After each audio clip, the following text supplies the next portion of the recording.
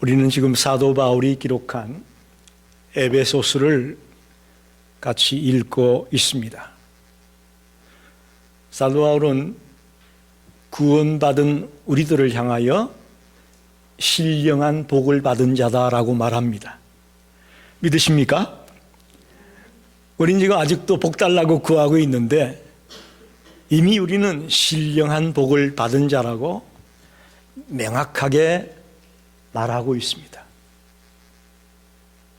그런데 신령한 복을 받은 것에 머물러 있어서는 안 된다고 말합니다. 부름에 합당하게 살아라. 신령한 복을 받은 자답게 살아라 라고 말합니다. 오늘 교회나 성도들의 가장 큰 문제는 구원의 감격에만 머물러 있다는 겁니다. 아닙니다, 여러분. 여기서 벗어나야 됩니다, 우리가. 오늘 교회의 가장 안타까운 실상은 구원의 감격에만 머물러 있고 더 앞으로 나아가지 못하고 있는 것이 문제입니다. 성경은 우리에게 끊임없이 말합니다. 신령한 복을 받은 자고 구원받은 자가 되었으면 더 성숙해 나가야 되고 더 성장해 나가야 된다고, 앞으로 전진해 나가야 된다고 말하고 있습니다.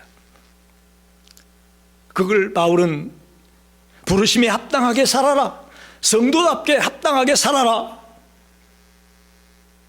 또 옛사람을 벗어버리고 새 사람을 입어라.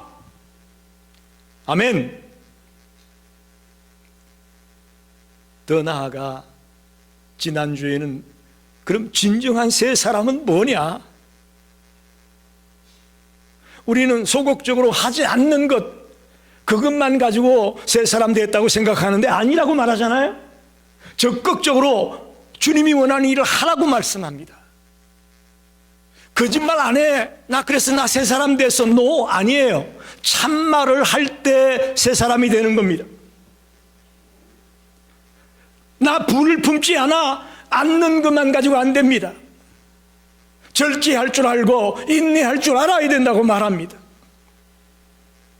나 도둑질하지 않아. 나 이제 새 사람 됐어. 노!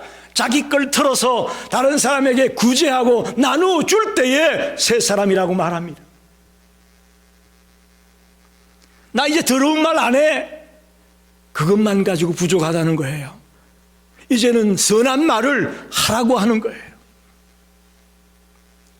나 이제 악의를 버렸어. 남을 미워하고 남을 오해하고 하는 그런 악의를 다 버렸어. 너 그것만 가지고 안 돼. 친절하게 대하고 불쌍히 여기고 용서해주고 그런 자리까지 들어가야 그게 새 사람이야. 할렐루야. 지난주에 제가 그렇게 말씀을 드렸는데 한 주간 동안 그렇게 사셨나요? 여러분 한번 돌아보십시오. 지난주에 들었던 그 말씀을 가지고 여러분이 살아보셨나요?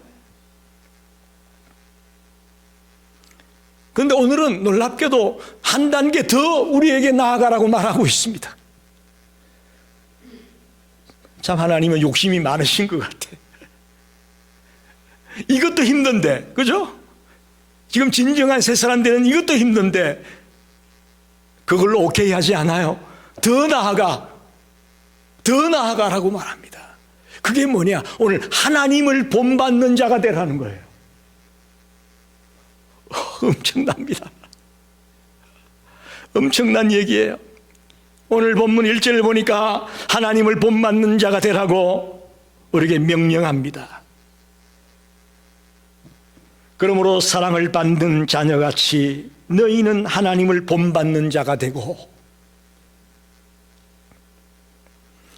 사실 하나님을 본받고 하나님을 따른다는 것은 좀 비현실적이고 너무 이상주의처럼만 느껴집니다. 왜? 하나님은 영이시니까 보이지가 않잖아요. 그런 하나님을 본받아라, 너무나도 참 막연한 것 같고 답답하게만 느껴집니다. 쉽게 생각하면 이렇습니다. 육신의 자녀들은 아버지를 닮는 것이 당연하잖아요. 그죠? 육신의 자녀인 우리들은 육신의 부모인 아버지나 어머니를 닮는 것이 당연합니다. 근데 우리는 지금 영적으로 하나님의 자녀입니다. 할렐루야. 아멘입니까? 영적으로 하나님 자녀인 우리는 영적인 아버지인 하나님을 닮아가는 건 당연한 겁니다. 아멘입니까? 그런 차원에서 이해하시면 돼요. 도대체 어떻게 하나님을 본받으라는 거야? 너무 막연해 보이고 너무 비현실적인 얘기를 하는 것 같은데 따져보면 그렇게 비현실적인 것도 아니에요. 우리는 육신의 자녀로서 아버지를 닮는 게 마땅한 것처럼 영적인 자녀인 우리들이 우리의 영적인 아버지나 하나님을 닮는 것 너무나 당연한 얘기입니다. 하나님께서 우리를 사랑하셔서 하나밖에 없는 독생자 예수 그리스도를 이 땅에 보내주기까지 하셨습니다. 그리고 더 나아가 그 독생자를 십자가에 못 박아 죽이기까지 했습니다. 모든 것을 내주셨습니다. 누구를 위해서? 나를 위해서, 여러분을 위해서 모든 걸 내어주는 그 사랑을 부어주셨습니다. 이제 그러니 우리는 우리 자신을 하나님 앞에 내어드리는 겁니다. 그게 하나님을 본받는 거예요. 하나님이 자기 모든 것을 우리를 위해 내준 것처럼 우리도 은혜를 깨달았으면 나의 모든 것을 하나님 앞에 내어드리려고 하는 것, 그게 본받아가는 것이죠. 도대체 그럼 우리가 하나님께 자신을 내어드리는 삶이 어떤 거냐? 오늘 성경은 두 가지로 말합니다. 첫째는 사랑을 행하라. 둘째는 빛의 자녀로 살아가라. 두 가지를 말하고 있습니다. 그게 하나님을 본받는 것이라고 말하고 있습니다. 첫째로 사랑 가운데 살아가라는 말씀을 생각해 보려고 합니다. 2절을 보니까 그리스도께서 너희를 사랑하신 것 같이 너희도 사랑 가운데서 행하라. 사랑 가운데서 살아가라고 말합니다. 우리는 하나님이 사랑이심을 알고 있습니다. 특별히 그리스도를 통해 놀라운 사랑을 우리에게 가르쳐 주셨습니다. 그 우리를 사랑하신 그 주님의 사랑처럼 우리도 이제는 사랑을 실천하며 사는 자가 되라는 것이죠. 특별히 우리가 왜 사랑 가운데 살아가야 되는지 이유를 1절, 2절에서 세 가지를 발견할 수 있는데, 첫째는 우리는 사랑을 받은 자녀입니다. 여러분, 하나님의 사랑 받았습니까? 아멘입니다. 그 우리 믿잖아요. 인정하잖아요. 하나님의 사랑 아니면 우리가 지금 어떻게 여기 있겠습니까? 우리는 200% 인정합니다. 우리 하나님의 사랑 받은 자녀예요. 또 그리스도께서 우리를 사랑하셔서 십자가에 못 박혀 돌아가시는 그리스도의 사랑을 우리 받았습니다. 아멘입니까? 아멘입니다. 더 나아가 주님은 우리를 위해 모든 것을 희생하셨습니다. 모든 걸 포기하셨습니다. 그렇게 볼 때 우리는 주님의 사랑을 받은 자입니다. 받은 자입니다. 이 하나님의 사랑을 받은 것을 알면은 우리도 사랑을 행할 수가 있습니다. 요한복음 1장 12절로 13절에 이런 말씀이 있습니다.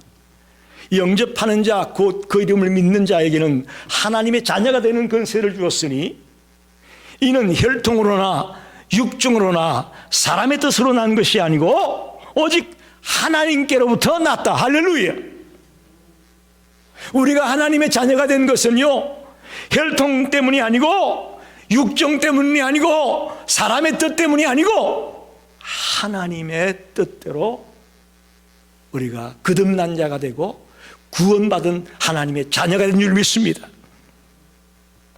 그래서 예수 그리스도를 통해서 하나님께로부터 났기 때문에 우리는 하나님을 본받아야 되는 거죠. 우리의 영적인 부모인 하나님을 본받아 사는 것이 너무나 마땅하다는 것이죠.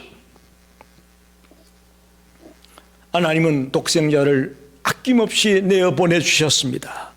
또 그 독생자는 십자가에 자기의 몸을 찢고 피를 흘리면서 자기를 죽이면서까지 우리를 사랑했습니다. 그러니 이제 우리도 그 사랑을 본받아 사랑을 실천하며 살아가야 된다고 성경은 말합니다. 성경에 보면 율법도 나오고 도덕도 있고 윤리도 있고 여러 가지가 있습니다. 윤리, 도덕, 율법 등이 있는데 그것의 핵심을 한마디로 말하라. 그러면 사랑이에요. 아멘입니까? 윤리의 핵심도 사랑이고 도덕의 핵심도 사랑이고 율법의 핵심도 사랑입니다. 하나님을 사랑하고 이웃을 사랑하는 것이 율법이에요. 우리가 알고 있는 윤리, 도덕, 율법 등의 핵심이 사랑입니다. 마가복음 12장 30절 31절에 첫째로 마음을 다하고 목숨을 다하고 뜻을 다하고 힘을 다하여 주 너의 하나님을 사랑하고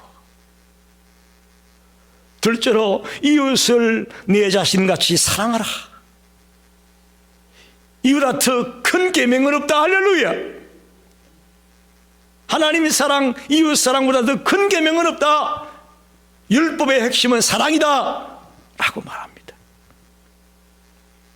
그렇기 때문에 우리는 오늘 하나님을 본받는 자가 되기 위해서 사랑을 실천하며 사랑을 행하며 살아가게 되기를 간절히 원합니다. 여러분, 사랑하는 사람을 우리는 절대 해롭게 하지 않으려고 합니다. 부모는 자식을 사랑하기 때문에 자식에게 해를 끼치지 않으려고 합니다. 아내를 사랑하는 남편은 아내에게 해롭게 하지 않으려고 최선을 다합니다. 반대로 아내도 마찬가지입니다. 남편을 사랑하니까 남편을 해롭게 하지 않으려고 최선을 다합니다. 우리가 이웃을 사랑하는 사람은 이웃들을 해롭게 하지 않습니다. 요즘 눈이 많이 왔잖아요. 그죠? 드라이브웨이에 있는 눈을 치우기도 힘든데 사이드웍이라고 하죠. 옆집까지 연결되는 거기도 다 우리가 치워야 돼요, 사실은. 근데 동네에 보면은 자기 집만 딱 치우고 안 치우는 분들도 있더라고. 여러분, 그런 거예요. 이웃을 사랑하는 사람은 이웃을 생각해서 이웃을 해롭게 하지 않으려고 마음을 가질 수밖에 없습니다. 사랑이란 허다한 허물을 덮는 것이고 이웃에 유익된 일을 도모해 나가는 것이 바로 사랑입니다. 하나님께서 우리의 유익을 위하여 예수님을 주셨고 또 예수님 우리의 유익을 위하여 당신의 목숨을 십자가에 내놓았고 이제 우리도 하나님의 사랑을 입은 자녀로서 가정에서 직장에서 이웃들과의 관계 속에서 사랑을 실천하며 살아가는 자가 되기를 간절히 원합니다. 도대체 그럼 사랑을 실천한다고 하는데 사랑 어떻게 구체적으로 실천하는 거냐? 심플하게 여러분, 사랑은 상대방을 존중하고 상대방을 인정해 주는 겁니다. 그게 사랑입니다. 거창하게 뭐 대단한 일을 해야 사랑이라고 생각하지 마십시오. 사랑이 뭐냐? 남을 인정해 주고 남을 존경해 주는 게 사랑이에요.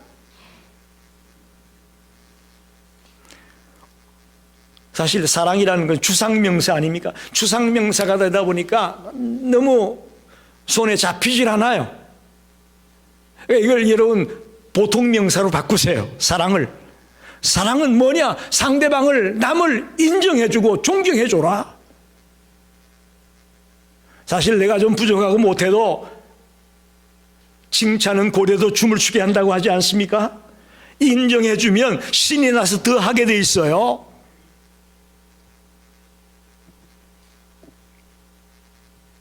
그러나 조그만 잘못에도 야단을 치고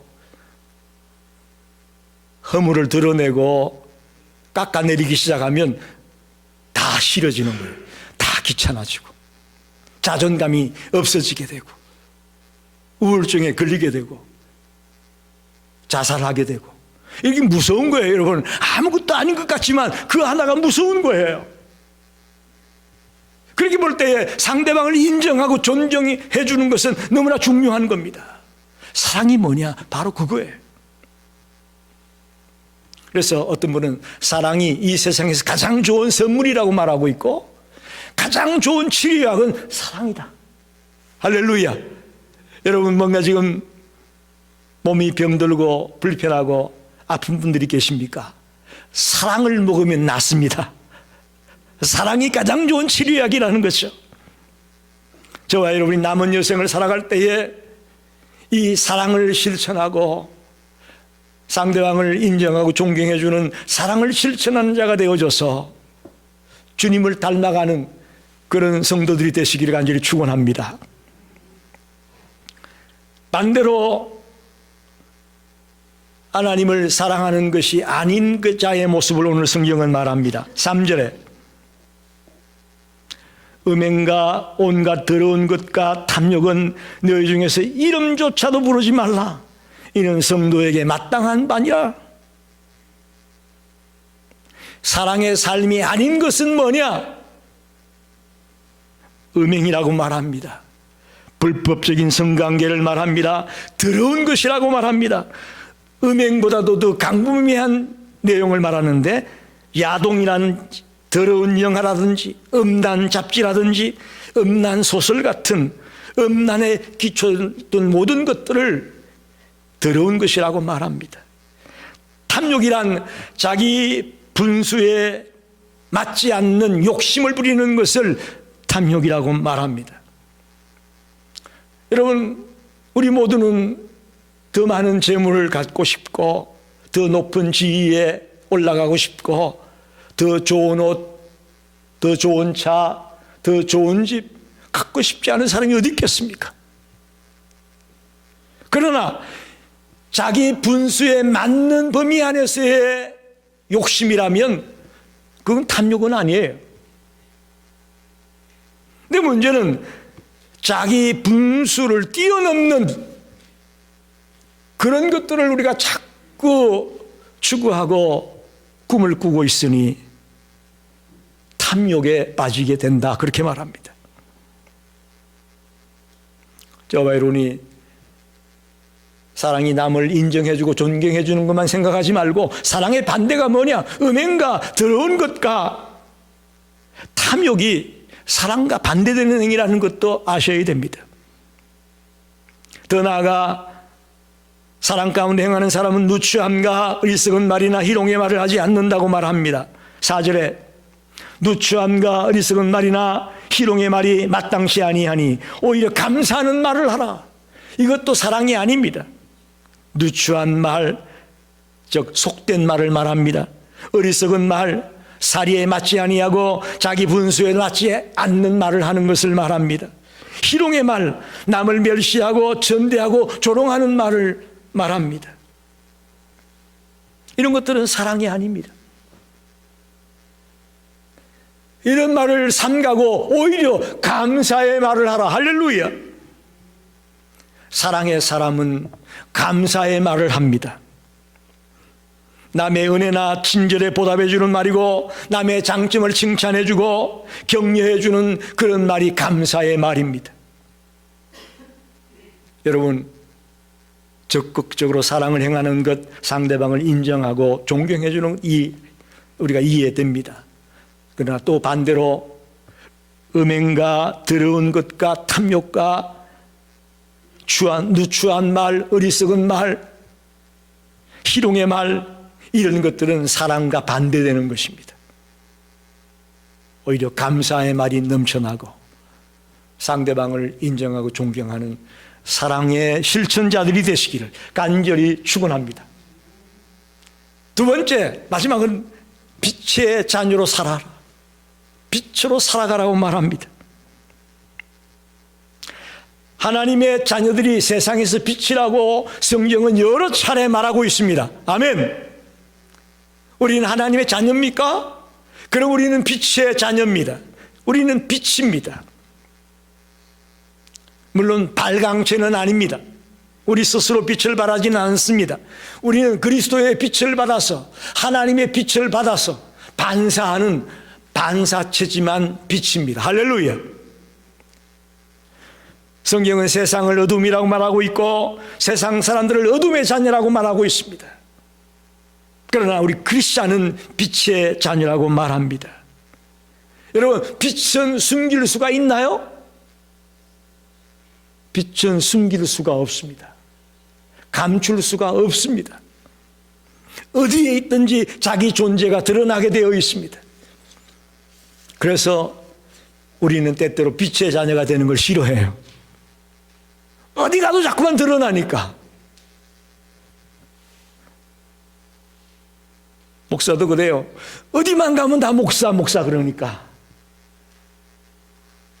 참 이게 좋을 땐 좋지만 그렇지 않을 때도 얼마나 많습니까?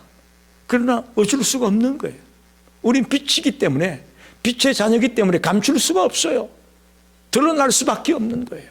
여러분 마찬가지잖아요. 어디 가든지 근사님, 집사님, 우리 찬양대원님 늘 따라다니잖아요. 우린 빛이기 때문에 숨길 수가 없습니다.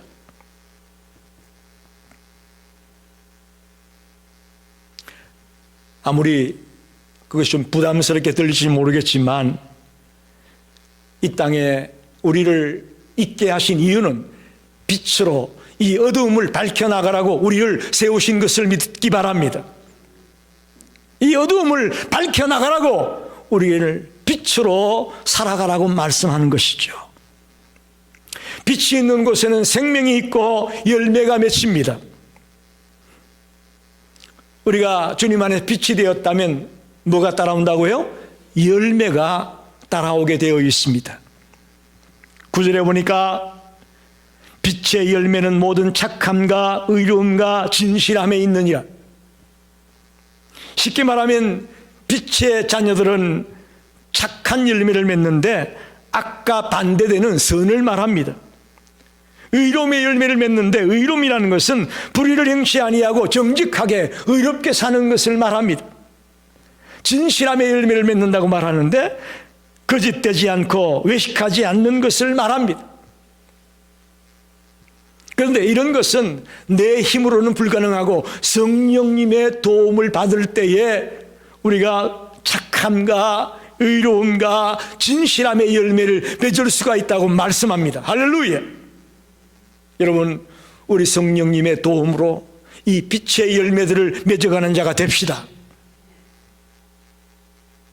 성령께서 나를 주관하고 나를 다스리고 나를 보호하고 나를 인도해 주기를 우리는 갈망하며 기도해야 될 겁니다. 특별히 10절 11절에 빛의 자녀로 살아가려면 세 가지를 꼭 명심하라고 말합니다. 10절에 주님을 기쁘시게 하라. 주님을 기쁘시게 할 것이 무엇인가 시험하여 보라. 빛의 자녀는 늘 생각에 주님을 기쁘게 하는 것, 어떻게 하면 내가 주님을 기쁘게 할 수 있을까, 이 생각으로 가득 차기를 바랍니다. 이게 빛의 자녀와 어둠의 자녀의 차이예요. 어둠의 자녀는 자기만 기쁠 걸 생각해요. 그러나 빛의 자녀는 주님을 어떻게 하면 기쁘게 할 수 있을까, 이 생각으로 가득 차 있습니다. 사실 주님이 기뻐하는 일을 하려고 할 때에 우리 속에 성령님이 역사합니다. 할렐루야. 나를 기쁘게 하고 나의 욕심을 생각하면 성령님이 근심해요.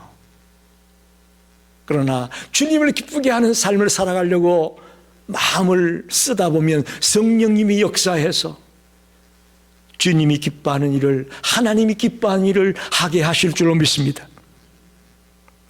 두 번째는 어둠의 일에 참여하지 말라. 어둠의 일에 참여하지 말라. 빛의 자녀는 어둠의 일에 참여해서는 안 된다. 여러분, 깜깜한 어둠만 있으면 열매가 있겠어요? 식물이 자라겠어요? 못 자랍니다. 어둠에는 열매가 없습니다. 이방인들은 육의 일을 도모하는 음행과 더러운 것과 탐욕과 누추한 말과 어리석은 말과 희롱의 말을 한다고 이미 말했지 않습니까? 이런 일에는 열매가 없습니다. 빛의 자녀는 어둠의 일에 참여해서는 안 됩니다. 여러분, 결단하십시오. 친구를 만날 때에도 어둠에 속한 그런 친구들이 가까이 접근해 오면 여러분이 분별하셔야 됩니다. 조심하셔야 됩니다. 아, 나 믿음이 강하니까 괜찮아? 그렇지 않아요. 사탄은 여러분보다 셉니다. 여러분보다 더 엄청난 파워를 갖고 있습니다. 물론 주님이 나와 함께 하시면 이길 수 있지만 먹물 가까이에 가면 뭔가 튀게 되지 않습니까? 하나님인 자는 우리가 어둠의 세력 가까이 가게 되면 물들게 되어 있습니다. 그래서 어둠의 일에 참여하지 말아라 라고 말씀합니다. 마지막 중요한 것은 11절 하반에 도리어 책망하라. 어둠의 일들이 보여질 때는 책망하라고 말씀합니다. 그냥 방치하고 내버려두지 말고 잘못된 것 잘못되었다고 책망하라고 말씀합니다. 음행이나 더러운 것이나 탐욕이나 누추한 말, 어리석은 말, 희롱의 말 등이 가까이 오게 되면 책망하라는 거예요. 책망하라. 그게 빛으로 살아가는 성도들의 모습이라고 말합니다. 특별히 우리가 책망할 때는 분노를 가지고 책망하는 것이 아니라 그리스도의 사랑을 가지고 그들을 책망할 수 있기를 바랍니다. 사랑이 기초에 놓여 있으면서 책망을 해야 그것도 은혜가 되는 거지, 세상 사람처럼 그냥 인간적인 분노심만 가지고 책망하게 되면 싸움만 생기죠. 그리스도의 사랑을 가지고 책망할 것 책망해야 됩니다. 근데 여러분, 우리가 책망을 받을 때 보통 두 반응이 있습니다. 어떤 사람은 책망받을 때 자기 합리화로, 변명으로, 핑계로 그걸 벗어나는 사람이 있습니다. 또 하나는 그 즉시 무릎을 꿇고 회개하며 주여 나는 죄인이로소이다, 주여 나를 용서해 주시옵소서라고 돌아오는 사람이 있습니다. 빛의 자녀는 책망받을 때에 즉시 회개하며 돌아오는 것입니다. 그게 빛의 자녀입니다. 예를 들면 사울과 다윗을 한번 봅시다. 사울도 초대 왕이었지만 실패한 적이 있습니다. 다윗도 두 번째 왕이지만 실패한 적이 있습니다. 그렇죠? 둘 다 책망받을 일을 했습니다. 근데 사울은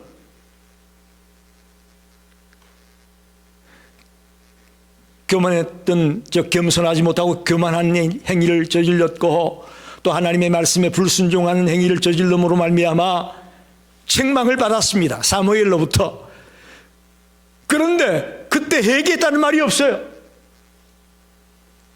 자기 합리화로, 핑계로 더 하나님 앞에 예물 드리려고 가져왔습니다. 아말렉과의 전쟁에서 그 모든 걸 다 죽이라고 했는데 좋은 소나 양을 가져와 가지고 이거 왜 가져왔냐? 하나님 앞에 좋은 거 제사 드리려고 핑계하고 합리화시켰어요.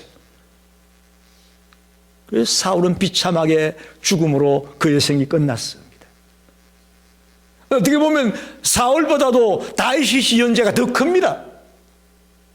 우리아의 아내를 범했고, 더 나아가 우리아를 제전방에 보내서 죽였습니다. 죄질로 본다면 저는 솔직히 다윗이 더 나쁘다고 보여져요. 근데 놀라운 것은 다윗은 하나님이 나단 선지자를 통해서 네가 바로 그자라고 얘기했을 때에 그 즉시 무릎을 꿇고 눈물로 하나님 앞에 통회하고 있는 다윗을 보게 됩니다. 책망을 똑같이 받았지만 사울은 자기 합리화로, 핑계로 일관했고, 다윗은 철저하게 회개하며 눈물로 주님 앞에 부르짖는 모습을 보여주고 있습니다. 여러분 어떤 길을 택하겠습니까? 사울처럼 핑계하고 자기 합리화로 일관하겠습니까? 아니면 다윗처럼 적극적으로 회개하며 하나님 앞에 엎드리는 자가 되겠습니까? 이게 바로 빛의 자녀의 모습입니다. 말씀을 정리합니다. 여러분, 우리가 구원의 감격에만 머물러 있으면 안 됩니다. 하나님은 그렇게 말하지 않습니다. 이제 구원받은 자가 되었으니 부름에 합당하게 살아라. 옛 사람을 벗어버리고 새 사람 입어야 된다. 진정한 새 사람이란 소극적으로 하지 않는 것, 그것만 가지고 안 된다. 적극적으로 하나님이 원하는 일을 하며 살아야 된다. 오늘은 더 나아가서 하나님을 본받는 자가 되라. 영적인 자녀인 우리들이 영적인 아버지를 닮아가는 건 당연한 것이다. 어떻게 닮아가느냐? 사랑을 행하라는 겁니다. 사랑을 쉽게 생각하십시오. 상대방을 인정하고 존경해 주는 것입니다. 빛의 자녀처럼 살아가라고 말씀합니다. 빛에는 열매가 있다고 말합니다. 또 빛은 숨길 수가 없다고 말합니다. 주를 기쁘게 하려고 몸부림을 치는 자가 될 때 성령님이 역사해서 우리로 하여금 빛의 자녀로 살게 해 주실 것입니다. 만에 하나 내가 실수해서 넘어졌을 때에는, 책망받았을 때에는 적극적으로 회개하며 하나님 살려주십시오. 하나님, 내가 어리석었습니다 라고 눈물로 통회하며 돌아오는 자가 되기를 바랍니다. 이제부터 내 삶을 통해, 내 인격을 통해 주님이 나타나게 되고 주님의 모습이 주변 사람들에게서 보여줄 수 있도록 그렇게 하나님을 본받는 자로 살아가겠다고 결단하는 우리 모든 성도들이 되시기를 간절히 축원합니다. 기도하겠습니다.